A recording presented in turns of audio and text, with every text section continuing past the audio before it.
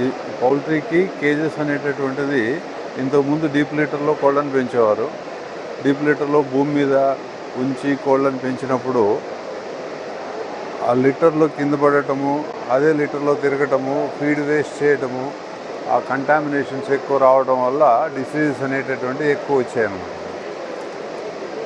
ఆ డిసీజ్ అనేటటువంటి వాటిని కంట్రోల్ చేయడానికి, బర్డ్ని హెల్తీగా ఉంచడానికి, ఎగ్ ప్రొడక్షన్స్ ఏదైతే ఉన్నాయో అవి కంటామినేట్ అవ్వకోకుండా ఉండటం కోసం అని చెప్పేసి కేజెస్ ప్రథమంగా పెట్టడం జరిగింది. అందులో రిజల్ట్స్ బర్డ్ కూడా హ్యాపీగా ఉండటం వల్ల, మంచి ఫీడ్ ఇవ్వటం వల్ల ఏ కంటామినేషన్ లేకోకుండా గుడ్లు ఎక్కువ పెట్టడం అనేటటువంటిది జరుగుతూ ఉంది అనేటటువంటిది తెలుసుకున్న తర్వాత ఫార్మర్స్ ఈ కేజెస్లో ఎక్కువ శ్రద్ధ చూపటం, ప్రొడక్షన్స్ ఎక్కువ తీసుకోవటం అనేటటువంటిది జరిగింది. దానివల్ల కేజెస్ ప్రాముఖ్యత పెరగటం, ఆ తర్వాత ఈ ఫీడు, వాటర్ అంతకుముందు ఓపెన్ ట్రఫ్లో ఇచ్చేవాళ్ళం. దానివల్ల ఓపెన్ కాలువల్లో ఇవ్వడం వల్ల కొంచెం క్లీనింగ్ చేయడం అది ఇబ్బందిగా ఉండేది. దానికి ఈ నిప్పల్స్ అనేటటువంటి సిస్టమ్ని ఇంట్రడక్షన్ చేయడం, నిప్పల్స్ని యూజ్ చేయడం వల్ల కోడికి ఏమాత్రం వాటర్ వేస్ట్ కాకోకుండా తాగడం అనేటటువంటి జరగడంతో ఇంకా డిసీజ్ కంట్రోల్ అనేటటువంటిది బెటర్గా అయ్యిందన్నమాట. అంతేకాకుండా ఇందులో ఫీడ్ వేస్టేజ్ అనేటటువంటిది ఉండదు.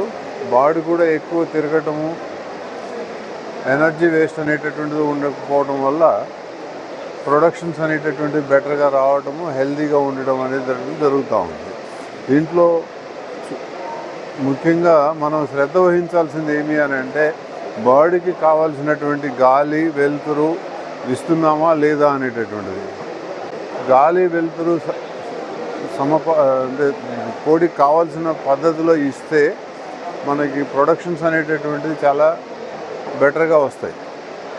ఇందులో ఏంటంటే గాలి సరిగా లేనప్పుడు, టెంపరేచర్స్ ఎక్కువ ఉండటం వల్ల ప్రొడక్షన్స్ డ్రాప్ అవడం అనేటటువంటి జరుగుతుంది.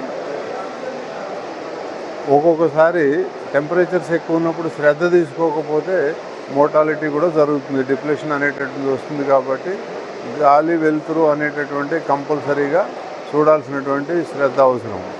ఇందులో ఏంటంటే 2 టైర్స్, 3 టైర్స్, 4 టైర్, 5 టైర్ అనేటటువంటి డిఫరెంట్ టైప్స్ ఆఫ్ కేజెస్ అనేటటువంటిది ఇవ్వడం జరుగుతూ ఉంది.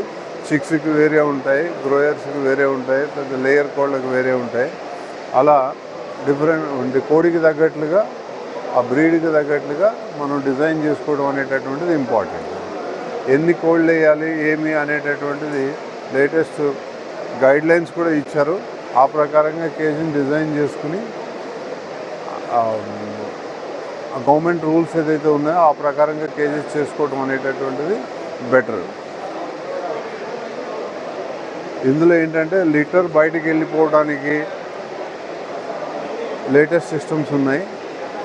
ఆ సిస్టమ్స్ని అప్లై చేసినప్పుడు ఏంటంటే కాస్త వెలుతురు రాకపోవటము, గాలి రాకపోవటం అనేటటువంటిది ఉంటుందన్నమాట. ఆ గాలి వచ్చేటట్లుగా అరేంజ్మెంట్ చేయడం అనేటటువంటిది వెరీ ఇంపార్టెంట్. కాస్ట్ కటింగ్కి వస్తే కాస్ట్ ఎంత తగ్గిద్దాము అని అనుకున్నా అది క్వాలిటీ ప్రోడక్ట్ ఇచ్చేటప్పుడు ఏంటంటే కొంచెం కాస్ట్ ఎక్కువ రావడం అనేటటువంటిది జరుగుతుంది. ఒకసారి కేజెస్ ఫిట్ చేసిన తర్వాత ఇది for about 20 years, 25 years life వస్తుంది కనుక క్వాలిటీ ప్రోడక్ట్ని ఎంచుకోవడం అనేటటువంటిది ఫార్మర్కి చాలా అవసరం. మేము వీలైనంత వరకు ఉన్నటువంటి టెక్నాలజీతో, ఇండియన్ స్టాండర్డ్స్లో, ఇండియాలో ఉన్నటువంటి రా మెటీరియల్ని బేస్ చేసుకుని బెస్ట్ ప్రోడక్ట్ని తయారు చేసి ఫార్మర్స్కి అందిస్తూ ఉన్నాము. ఎక్కడ కూడా కంప్లైంట్స్ అనేటటువంటివి లేవు. ఇంకా ఏదైనా మెరుగులు ఉంటే ఫార్మర్స్ చెప్పినటువంటి బర్డ్స్కి కావాల్సినటువంటి మార్పులు, చేర్పులు కూడా ఎప్పటికప్పుడు చేస్తూ ఉన్నాం. ప్రస్తుతానికి దిస్ ఇస్ ద బెస్ట్ అంటే ఫార్మర్కి చాలా సూటబుల్ సిస్టమ్ అనేటటువంటి చెప్పొచ్చు.